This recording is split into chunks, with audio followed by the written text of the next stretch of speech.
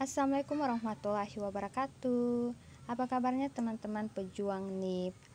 Selamat ya yang telah lulus ke tahap SKB, dan selamat datang di channel YouTube saya, Erna Chan. Hari ini saya akan membahas mengenai kisi-kisi materi atau bahan yang perlu dipersiapkan teman-teman dalam rangka tes SKB.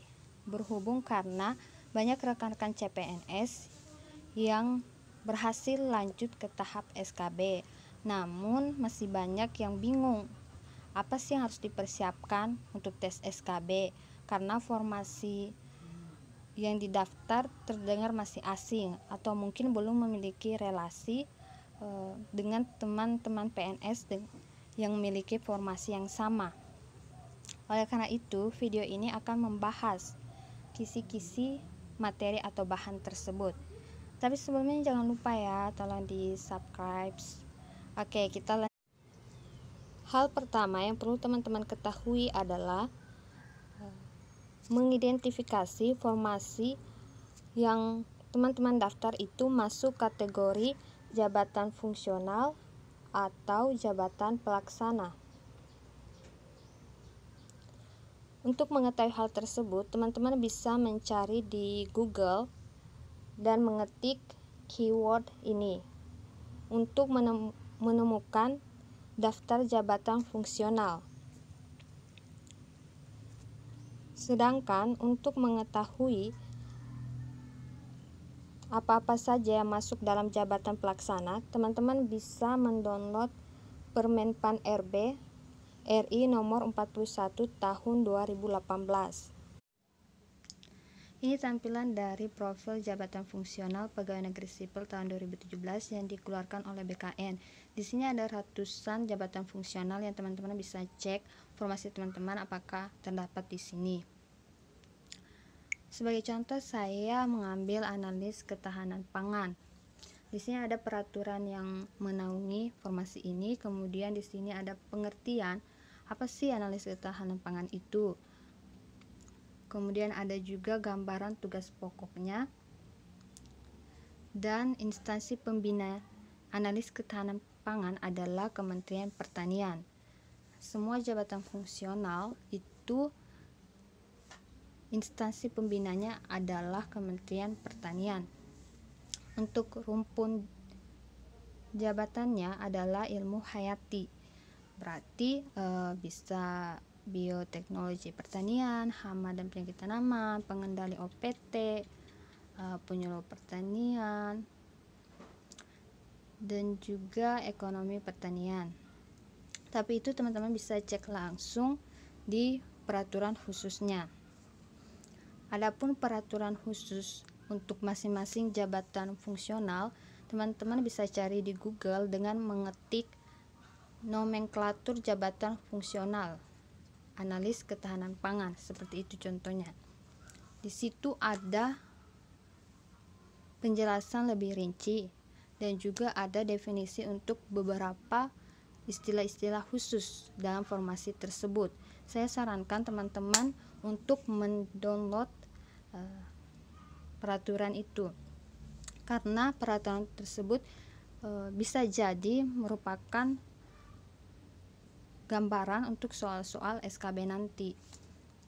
Di sini kita bisa lihat angka kredit dan jumlah angka kredit minimal per tahun. Jadi untuk analis ketahanan pangan ataupun seluruh jabatan fungsional itu harus berdasarkan pada angka kreditnya, sehingga PNS di jabatan fungsional perlu mencapai angka kredit minimal per tahun. Untuk jabatan pelaksana, teman-teman bisa mengakses Permenpan RB nomor 41 tahun 2018. Di sini lengkap semua daftar jabatan pelaksana bagi pegawai negeri sipil di lingkungan instansi pemerintah. Sebagai contoh, saya mengambil beberapa jabatan di lingkup pertanian. Di sini teman-teman bisa lihat jabatannya, kualifikasi pendidikannya, serta tugas jabatan. Tugas jabatan ini masih sangat umum sehingga perlu dikembangkan. Selanjutnya untuk materi SKB, Permenpan RB nomor 23 tahun 2019 telah merilis dari jauh-jauh hari mengenai SKB itu sendiri. Adapun materi SKB, untuk materi SKB jabatan fungsional disusun oleh instansi pembina jabatan fungsional, di mana instansi pembina jabatan fungsional itu adalah Kementerian Pertanian. Dan untuk meyakinkan teman-teman sendiri, kalian bisa lihat di profil PNS yang telah dirilis oleh BKN tahun 2017 yang tadi saya tampilkan. Selanjutnya, untuk materi SKB jabatan pelaksana yang bersifat teknis dapat menggunakan soal SKB yang bersesuaian atau masih satu rumpun dengan jabatan fungsional terkait. Jadi yang bersifat teknis nih, jabatan pelaksananya bisa mempelajari jabatan fungsionalnya seperti itu.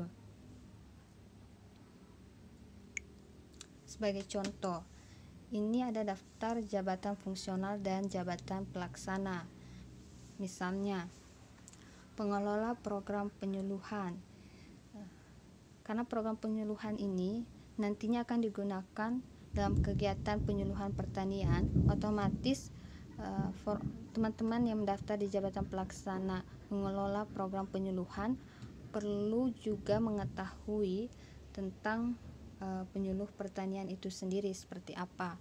Jadi teman-teman bisa mencari tahu dengan cara mendownload nomenklatur jabatan fungsional penyuluh pertanian.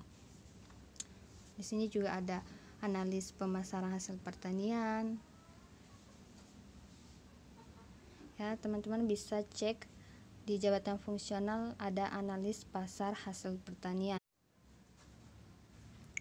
Lalu bagaimana dengan formasi jabatan pelaksana yang mungkin saja dia atau bahkan beberapa tidak memiliki kemiripan dengan jabatan fungsional. Setahu saya jabatan pelaksana tersebut soal-soal SKB-nya itu yang dimana berjumlah 100 soal itu akan dibuat oleh instansi masing-masing.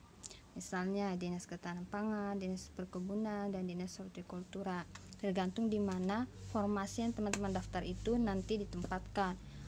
Teman-teman bisa lihat di pengumuman awal CPNS. Di situ terdapat formasi teman-teman nanti akan ditempatkan di mana. Di situ sudah ditulis sejak awal. Jadi teman-teman perlu mencari tahu tentang dinas masing-masing dengan mengakses misalnya website dinas masing-masing tersebut. Di situ ada beberapa subdivisi dan teman-teman bisa baca formasi teman-teman itu akan ditempatkan di divisi apa.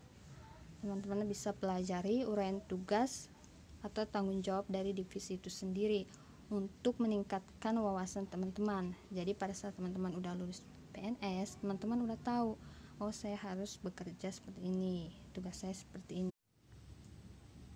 Materi selanjutnya, berdasarkan FR yang saya peroleh dari rekan saya yang telah lulus PNS dan menjadi penyuluh pertanian, dia mengatakan bahwa kita wajib mengetahui nama menteri dan juga dirjen di Kementerian Pertanian, khususnya dirjen yang mengepalai formasi yang kita daftar.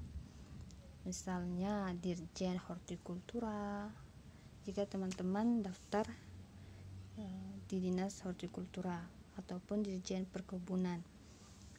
Selanjutnya, kita juga perlu menguasai apa sih visi dan misi Kementerian Pertanian, karena visi dan misi Kementerian Pertanian merupakan gambaran tujuan pembangunan pertanian Indonesia baik di masa sekarang maupun di masa mendatang.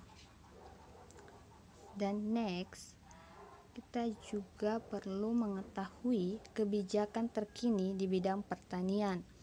Misalnya peraturan perundang-undangan, peraturan pemerintah, peraturan Menteri Pertanian, khususnya yang berkaitan dengan formasi atau tugas jabatan di formasi kita. Kita juga perlu mengetahui mengenai program pemerintah. Sejak tahun 2018, pemerintah sudah mengeluarkan asuransi pertanian. Ada asuransi usaha tani padi dan ada asuransi usaha tani sapi. Yang keempat, teman-teman juga perlu mengetahui rencana strategis Kementerian Pertanian. Nah, itu sangat penting ya.